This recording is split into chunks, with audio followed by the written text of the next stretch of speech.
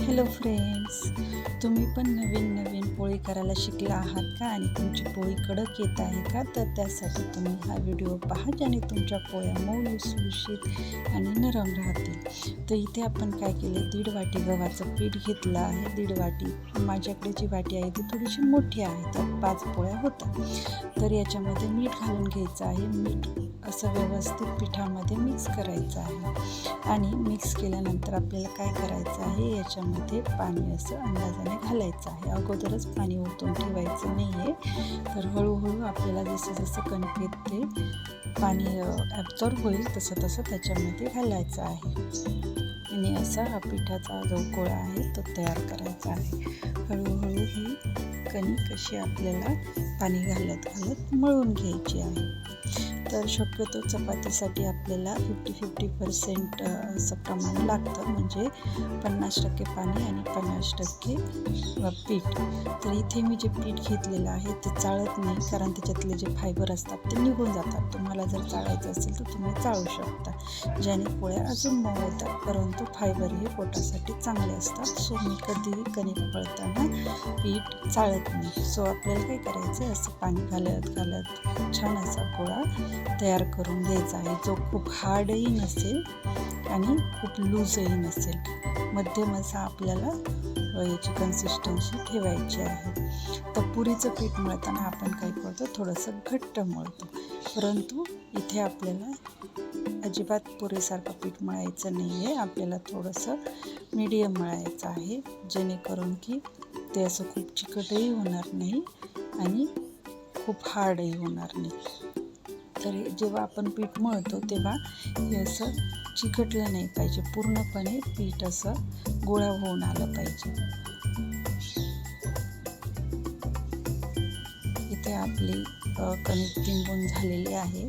तर काय करायचं, आपल्याला हिला रेस्टसाठी ठेवायचं आहे अर्धा तास. जर तुम्ही रेस्टसाठी ठेवणार नसाल तर थोडीशी अजून हिला मळून घ्या तेल लावून. तर इथे मी ठेवणार आहे रेस्ट करण्यासाठी. तो इथे मी काय करते, थोडंसं आहे या स्टेजवरती ही मळून घेऊन अशीच ठेवणार आहे झाकून. तर इथे आपण काय करायचं, याच्यावरती जेव्हा आपण रेस्ट करण्यासाठी ठेवतो तर थोडेसे असे जी वरची आपली जी पोळीची कणकेची जी लेअर असते ती अशी कडक होते. तर ती होऊ नये म्हणून आपण काय करायचं आहे, याला थोडंसं तेल लावून मळून घ्यायची आहे परत, जेणेकरून की आपली जी कणिक आहे ती खरपजणार नाही. सो आता आपण ही मळून घेतलेली आहे व्यवस्थित. तुम्ही इथे पाहू शकता की कशा पद्धतीने ही मळलेली आहे, जी खूप चिकटही नाही आहे, ओलसर अशी लूज नाही आहे. व्यवस्थित आपल्याला हवी तशी कन्सिस्टन्सी पोळ्यांसाठी या कणकेची आहे. तर इथे काय करणार आहोत, आता आपण थोडंसं तेल घेऊन याच्यावरती तेलात थोडीशी कणिक मळून घेणार आहोत, ज्यानं काय होत नाही, आपली जी कणिक आहे ती खरपजत नाही, म्हणजे वरती अशी त्याच्यावरती अशी पापडी येत नाही. सो अशी पुन्हा छान अशी आपल्याला ती तेलात मळून घ्यायची आहे.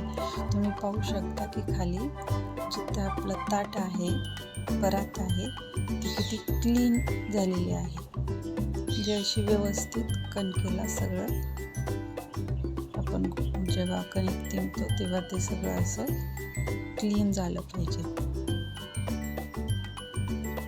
अशा पद्धतीने कणिक मळायची आहे आणि काय करायचं, असं मळून झाल्यानंतर याच्यावरती पुन्हा थोडंसं वरती तेल लावून आपल्याला ही एखाद्या वरती कापड जर टाकणार असाल तर थोडंसं ओलं करून टाकायचं, आणि जर भांडं ठेवणार असाल तर ते तसंच ठेवलं तरी चालेल. तर याच्यावरती आपण भांडी ठेवून हिला 15-20 मिनटं, किंवा तुम्हाला जास्त वेळ ठेवली अर्धा तास तरी चालेल. त्याच्या जास्त वर ठेवायची नाही, काळी पडते. सो आता ही बघा, मी 15-20 मिनटानं पोळ्या करण्यासाठी कणिक ही बघा किती छान अशी मऊसूत आपली कणिक दिसत आहे. तुम्ही पाहू शकता सुरुवातीला कशी होती आणि रेस्ट करायला ठेवल्यानंतर कशी मऊ झाली. जर तुमच्याकडे वेळ नसेल तर तुम्ही आधीच तेल लावून हिला एवढी सुद्धा मऊसूत करू शकता.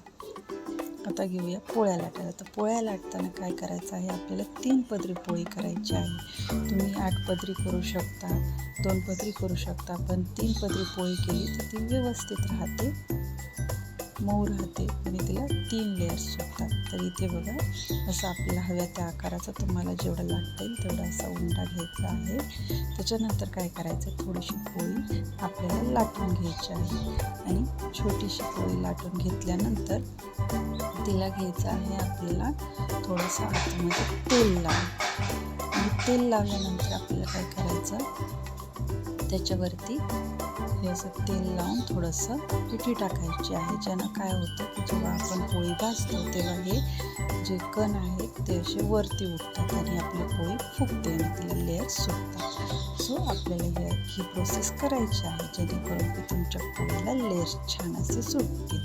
तर हे बघा आता इथे आपण काय करतो, दुमडली त्याच्यावरती पुन्हा तेल लावलं आणि अशा पद्धतीने फोल्ड केली. तर ही तिन्ही बाजूने तिला व्यवस्थित बंद करायची आहे. जर व्यवस्थित बंद नाही केलं तर काय होतं, जेव्हा आपण पोळी भाजतो तेव्हा ती कुठून तरी फुटते आणि त्याची फुगत नाही आणि लेअर्स सुटत नाही, ती चपटी राहते. थोडक्यात ही अशी तुम्हाला जमेल तशी तुम्ही लाटून घेऊ शकता, गोल करू शकता. अशा पद्धतीने आपल्याला पोळी छान लाटून घ्यायची आहे. दोन्ही साईडने लाटायची आहे पोळी, थोडी थोडी पिठी लावत अशी लाटायची आहे. जास्त पिठी नाही लावायची, कारण जास्त जर पिठी लावली तर ते काय होतं, कडकपणा येतो पोळीला एक. सो आपल्याला अशी सर्केल एवढीच पिठी लावून सतत लाटायची आहे. प्रॅक्टिसनं तुम्हाला जमतं.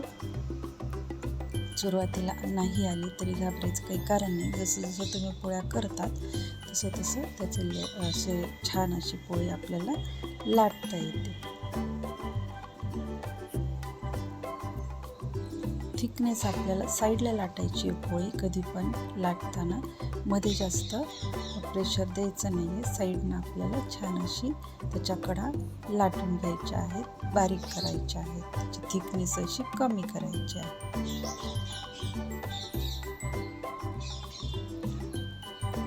तर ही आपली पोळी लाटून होत आलेली आहे. अशा पद्धतीनं आपल्याला ती लाटायची आहे.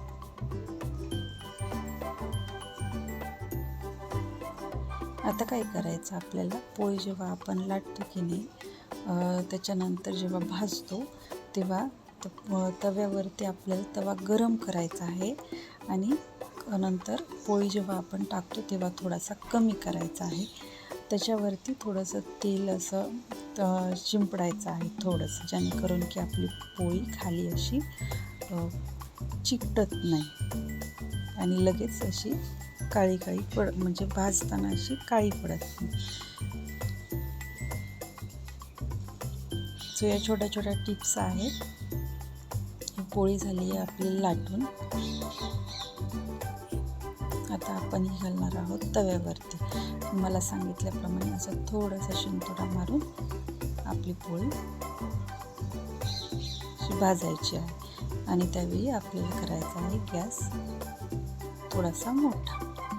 गॅस फार कमी ठेवायचा नाही आणि फार जास्त त्याच्यातून वाफा निघतील असाही नाही ठेवायचा आहे. तवा आपला व्यवस्थित तापलेला असावा पण अति नसावा, जेणेकरून आपली पोळी करपून जाईल. सो इथे जेव्हा बबल्स यायला सुरुवात होईल तेव्हा आपल्याला पलटून घ्यायची आहे. तुम्ही इथे पाहू शकता ही पोळी किती फुगती आहे.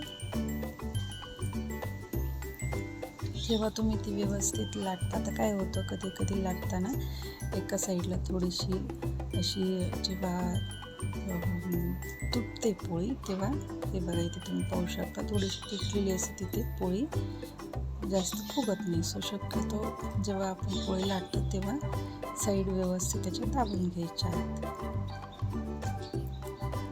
तर इथे अशी पोळी फुगल्यानंतर थोडंसं तेल लावून घ्यायचं आहे. पाहू शकता पोळी किती अशी गबगबीत फुगलेली आहे. अशी फोल्ड करून तुम्ही पोळी छान अशी भाजून घ्यायची आहे. अजून एक फोल्ड करूनही भाजून घेऊ शकता. त्यानं काय होतं, साईडला व्यवस्थित आपली पोळी भाजली जाते. आणि काय करायचं, ही पोळी शक्यतो भाजलेली पोळी आपण जेव्हा काढतो तेव्हा ती जाळीवरती काढायची आहे, थोडीशी थंड होऊ द्यायची आहे आणि लगेच डब्यात भरून ठेवायची आहे. तर त्यानं काय होतं की जाळीवरती काढल्यानंतर जी वाफ असते ती निघून जाते, पण जास्त वेळ ठेवायची नाही, नाहीतर पोळी अशी कडक होऊन जाते. सो आता ही पोळी आपली भाजलेली आहे. भाजलेली पोळी आपण काढून घेणार आहोत साईडला. जाळीवर काढायची किंवा मग तुमच्याकडे सुती कापड असेल तर त्याच्यावरती काढले तरी चालते, जेणेकरून ती घामेजत नाही आणि आपले लेयर्स असे चिकटत नाहीत एकमेकाला, ते सुटसुटीत होतं. ही अशी भाजलेली पोळी थोडीशी हाताने त्याची वाफ काढून घ्यायची आहे आणि साईडला काढायची आहे. आता ही पोळी मी काय केली होती, थोडीशी थंड झाली की डब्यात अशी भरून ठेवली होती. तर तुम्ही इथे पाहू शकता की ही पोळी किती मऊ लुसलुशीत आहे ते बघा. हे आपण लेयर्स पाहूया याचे. मऊ तर ही झालेलीच आहे, परंतु याचे लेयर्स चेक करूया. तुम्ही पाहू शकता इथे लेयर्स, 3 पदरी पोळी म्हणतो ना बघायला, 3 पदर सुटलेले आहे. खूप अगदी मऊ लुसलुशीत छान अशी पोळी तयार आहे. तर तुम्ही पण अशी पोळी करून पहा आणि नक्की सांगा. Thank you for watching.